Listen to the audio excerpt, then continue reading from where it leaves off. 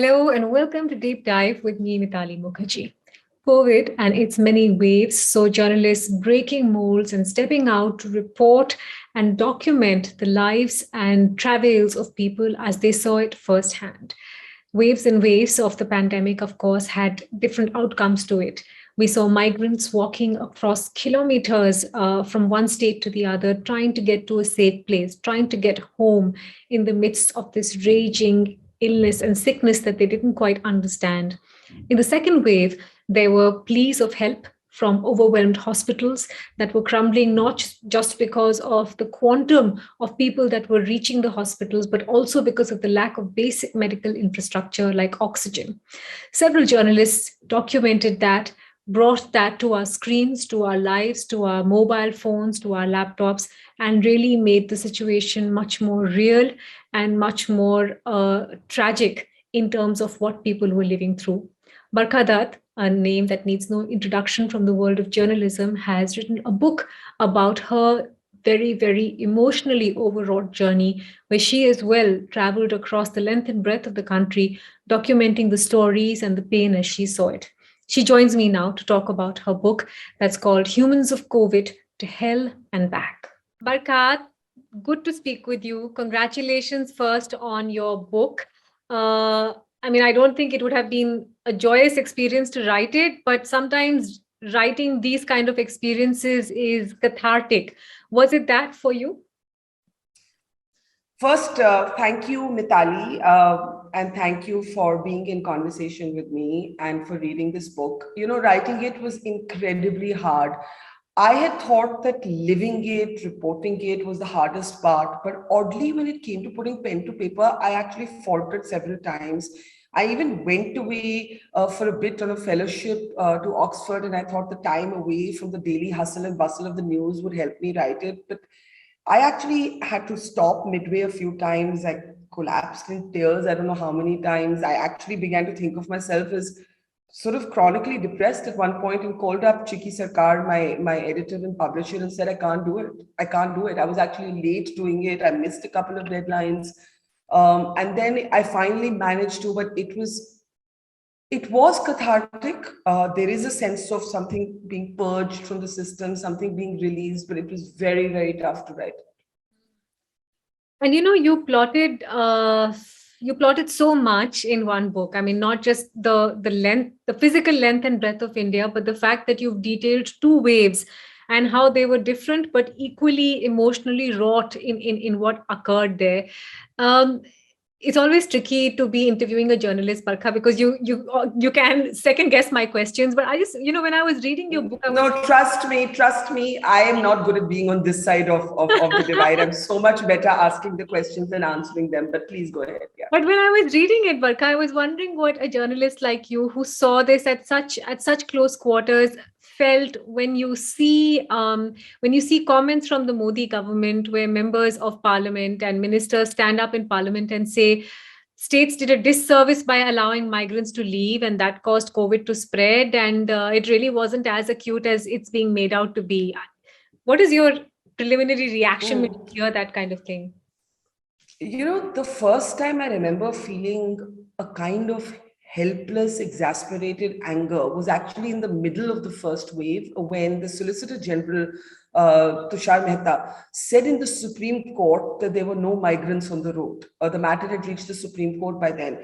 And I was, it was well into the pandemic by then.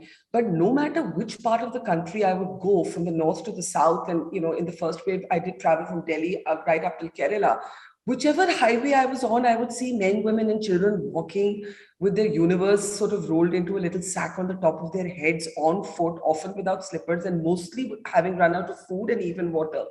And I remember feeling overwhelmed with, like, how can he say this? How can he say this? And I remember sort of, putting out and reproducing a lot of the images and interviews and videos that I had encountered. And I'm not saying that the states were responsible in the manner that they should have been, or they were sensitive, but nor was the center. Nor was the center, nor was the Modi government. And I tell you, in which way I include both. The original policy to firstly not have a policy that anticipated this is the responsibility of the central government. The sort of enforced police curfew approach to the lockdown is a policy of the central government. That is not a state policy. The diktat first that everyone should be given their full wages, an unenforceable order that came from the central government, and then the diktat that no one should be allowed to leave the borders of the city. All of this flip-flop came from the central government. So both in the failure to anticipate the exodus of millions of poor men, women, and children, and then the sort of clumsy attempt to stop them using the police. And let me tell you, a number of people, and I write about this in the book, actually had to face not just poverty, the danger of the virus, but also the wrath of the police. All of this is the responsibility very much of the central government. So when the Prime Minister said this, I do have to disagree and point all of this out. Yep. But I will also remind you, Mitali, and through you, the viewers, that state governments failed as well. I remember standing in Kota, the sort of coaching center, as it were, of India, and having met all of these students who had come from Bihar. And the Bihar government was refusing to take back these students. The chief minister had simply refused. At that point, a lot of chief ministers were organizing buses, for example, and to take their people back. And you had the Bihar chief minister refusing initially to take back his own people. And there were other ways in which different state governments failed their people in different ways. In the first few days, when the exodus first began, my clear sense was that nobody wanted, these were orphans of this Indian state. Nobody wanted them. The cities in which they lived in, they were quite happy to see them go. The states where they were going back home to, they were reluctant to take them back. So it was a collective, colossal failure. And the Modi government, as well as the states, both have to take different kinds of responsibility for what happened, as do many of us who are more privileged, as do many of us who are journalists. I have a mea culpa moment in many ways of this journey, which we can talk about later, for ignoring these kind of issues in decades of being journalists. So there are many layers of responsibility. So no, when I heard the Prime Minister say this in Parliament, when I heard the Solicitor General say this, when I've seen how different state governments responded, the fact that there's no data that we've been able to place in Parliament on the number of migrant workers that died, it's at every level something that has to be acknowledged as a mistake, as a failure, as a gap in policy making. And I see no harm in acknowledging it. This was the first wave. Governments across the world were making mistakes, fumbling, finding their way through the dark. It would be much better if politicians just said, yes, this was a failing, we learned from it, and we try to do better next time. I don't know why it's so difficult to say that. It seems to be that problem seems to be presenting itself on many accounts, Barkha, to admit that something is going wrong. But and I completely hear you on the lack of data. I think enough independent data analysts have shown us what the numbers are, what they likely should be, what kind of retabulation we should be doing in order to get to the real figure. But on this point about what you saw amongst individual states, did you see that pattern repeating itself when you looked at the second wave? Were the same states making the same missteps, or was it different because of the nature of that particular wave, which was more about medical emergency rather than migrants moving from one space to another? It's a very interesting question, and I'll tell you, I actually think the sort of accountability of the central government is much more in the first wave, and the accountability of individual states is much more in the second wave. And I'll tell you why I say that. One, because there was no national lockdown. There was no pan-India lockdown in the second wave. The government, in fact, though it doesn't say so, and I wish it would, the Modi government, I mean the central government, did learn from some of its mistakes in the first wave. And the biggest learning, two learnings, was not to impose a national lockdown again, which triggered this humanitarian crisis in the first wave, and not to shut down public transport. We were pretty much, I think the only country in the world in the first wave that shut down our airports, our trains, our buses, pretty much everything except skeletal services, emergency services of buses within cities. And that is what led these men, women, and children to walk back on foot. So if you notice the second wave, the government was clearly averse, having learnt its lesson, to a national lockdown, leaving it to the states to impose localized state level lockdowns, and it learned from its mistake of shutting down public transport. In the second wave, the fact that state governments also got complacent. Field hospitals that had been created for the first wave were not kept functional, were not kept open. Both nationally and at the level of states, the second wave was not anticipated. The campaigning that took place during the second wave, all parties across the board were guilty of it. That too was happening at a state level. So for me, I of course, some states, some cities manage things better. Sometimes some districts manage things better than other districts. And a lot of times it had to do with a set of individuals, right? So, I mean, I remember meeting a district collector in Dharwad in Karnataka. And she told me that she had managed to actually successfully contain the migrant exodus in her state. And I asked her, how did you do it? And she said, I immediately knew that I had to create accommodation, because why were these people leaving? They didn't have rent to pay in their temporary accommodations. So she took over the youth hostels in her city and housed the migrant workers there. And then to sort of not make them feel like nowhere's people or nobody's people, not just was a food and meals provided for, she supplied clothes. She supplied new clothes. It was a kind of validation of dignity. And I think, it was just a small microcosm of what was possible. Similarly, in the second wave, we saw the Nandurbar district collector having anticipated the second wave at a hyper local level and having created oxygen supply in his district, right?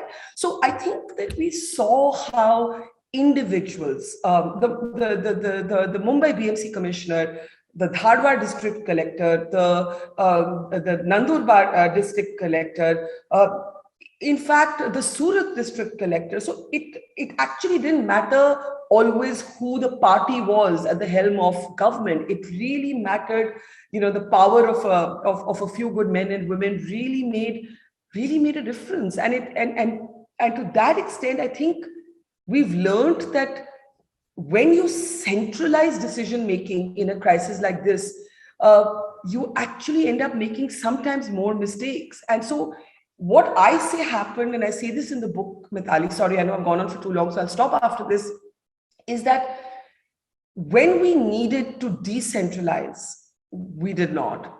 And when we needed to centralize, we did not. So there was simultaneously too much and too little of the state.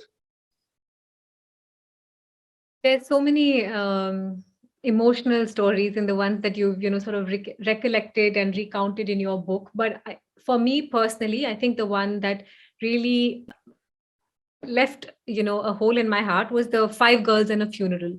Maybe because it's little girls, maybe because it's the loss of a parent. I'm just going to read a short paragraph from it, and then we can talk ahead. They carried their father on their slender shoulders, distributing the weight of the body on the stretcher made from bamboo and leaves between the 5 of them.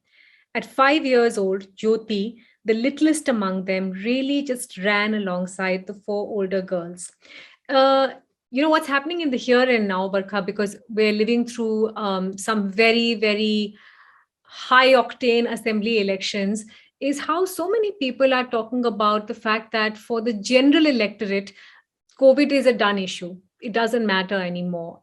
Is that the sense that you got when you met these people and you saw what was a lived reality and a lived loss for them, that this is something that they have gotten past or will get past quite easily and not hold or not choose to hold anyone accountable? So one of the really sad things for me was to discover the levels of fatalism and resignation and deep sadness among our poorest fellow citizens. Which doesn't mean that they don't have the aspiration for better lives. It doesn't mean that they never have anger. I saw glimpses of all of that. But the family you speak about, the father ran a tea shop. It reminded me very much of the Prime Minister, who's a tea vendor's son. The father ran a tea shop, and it was not even a tea shop. It was like, I saw the shop. It was 5 slabs of wood and a tarpaulin sheet. And he had tuberculosis, not COVID, but because COVID had consumed the entire health system, he was unable to get an ambulance, he was unable to get medical intervention. And I talk a lot about how it kind of exposed the dependency of our poor on the public health system, and how it was so taken over by COVID that nobody had thought about what would happen to people, the poor, who were grappling with other potentially fatal illnesses. And you ask a very, very compelling question. And I have to say that I saw some anger, but I saw more than that, a kind of helplessness, a kind of sense of being invisibilized by a system where their voice was not going to be heard and their voice was not going to matter. And that, in fact, tugged at my heart much more than rage would have, because rage is what I would have expected.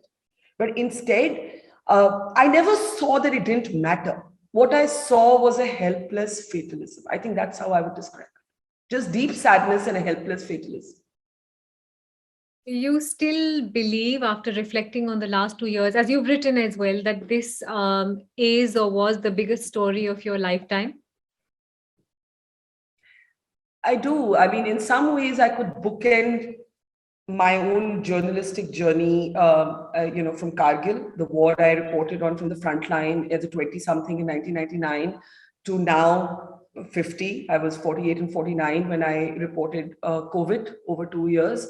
As the two transformative pillars of my journalistic journey. And this, in some ways, because of its length, because of its intensity, because such little was known, because the science kept changing. When we first started traveling, we were told that the masks were not necessary for us to wear, and it was more important to wear gloves, because at that time there was some belief mistakenly that the virus spread through fomites or surface, and of course now we know that to be completely wrong. So there was a kind of invisible enemy here, to borrow a cliche, but it really was an invisible, not understood, not fully understood enemy. So I do believe that after Kargil, this was the most difficult and transformative experience of my life. And it taught me, and that's why I refer to a Mea Culpa moment, it kind of made me realize that before this, I had staled as a journalist. I was very comfortable in television, very comfortable presenting a primetime show with the usual suspects. I'm not saying that doesn't take skill. I'm not trying to deride it, but I had personally staled. It's not what made me complete. It's not what challenged me. It's not what connected me to my audience. And I think reporting COVID reminded me that I had maybe lost my way.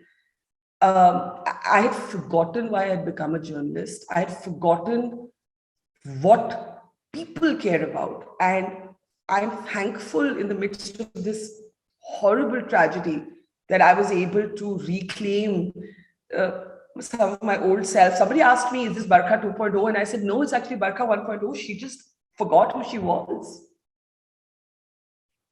You're still 48, Barkha. Have you not heard? The last years don't count. They just don't count. We can start from 2000. I know time is such a weird, such a sense of time compressing. So these 2 years we don't consider. But this is a great segue to what I wanted to ask you next, which is what was also very interesting for you, I'm sure, was the format of how this entire book was born for you, right? You were exploring a completely different medium of reporting, traveling, and then documenting this. Many women journalists are now choosing to speak outside the newsroom. Is it the medium that has become a problem, or was it the messenger who was a problem? So this is a complex reflection of the state of our broadcast media in particular. My friends in TV don't like it when I say this, but I have never been known for my tact, so I'm going to say it anyway.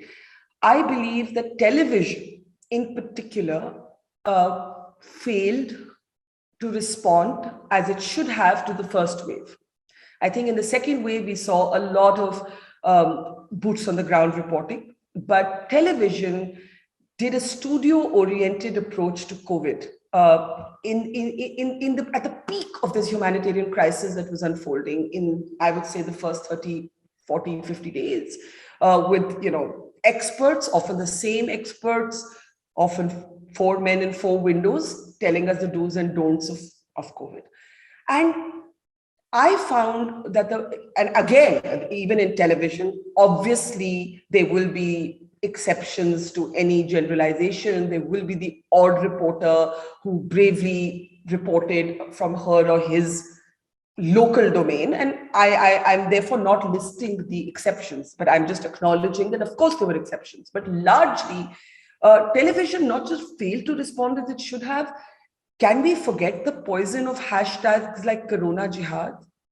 Can we forget that even at that time, the visual representation at some point of cases was on one channel done using a skull cap? On another channel, the hashtag, as I said, was Corona Jihad. That even hate mongering was not abandoned at the peak of this crisis. So television ranged from being hate mongery to kind of sitting out the story, as it were, right? Which I found really strange. I can't understand what happened. And the most compelling reportage was done by independent digital platforms, by some valiant newspaper reporters, by photographers. I do need to take a moment to acknowledge photographers, the role of photographers, by language press. And, newspapers shone in the second wave, the Gujarat Samachar, the Dainik Bhaskar, the kind of sort of old world classic reporting that came back to life. We never saw that coming from big TV newsrooms. In the first wave, we never saw that. In the second wave, there was some more of it. But again, it was a moment that belonged to digital storytellers and to newspapers. And I do have to take this moment to acknowledge what we in the industry call stringers, which is a word that we use for very local, small town, mufassil, village level reporters who are contributors, who are basically the feeders of all of us, our organizations, small and big. Why are so many of us opting out of at least television newsrooms? I don't think the same curve, by the way, has taken place in newspapers. This is very much a phenomenon of the TV newsroom. You are one of them yourself, so I want to turn the question back on you and ask you why you did it. But I suspect the reasons for everybody would be the same. A sense of ennui, a sense of we're not growing, a sense of why was it that we became journalists? We lost our way, a sense of not feeling fully free to say what we feel, to report as we see it, and a sense of maybe for women, for all my confidence and assertiveness and aggression, I never felt that I could ask for things that I saw my male colleagues ask for in TV. I could never talk about money. I could never talk about how I wanted to be recognized in a way that my male colleagues could. Many of them left, NDTV where I worked to start other channels. They were very comfortable talking about things like equity and money and recognition and the hours they expected at prime time and how they wanted to be described and what they wanted their designation to be. And I was I would fumble my way through those conversations, but I was acutely uncomfortable. So it's a combination of so many things. It's what the medium had become. It's that you couldn't always deliver the message you wanted to. It's that TV had become stale. It's that the revenue model was broken. There was less and less money for reporting. There was a shrinking of free space. And there was a sense of it's now or never. Am I always going to be someone's employee, or am I finally going to be my own boss, even if it's off, my own small startup from a basement? And so it was so many things coming together.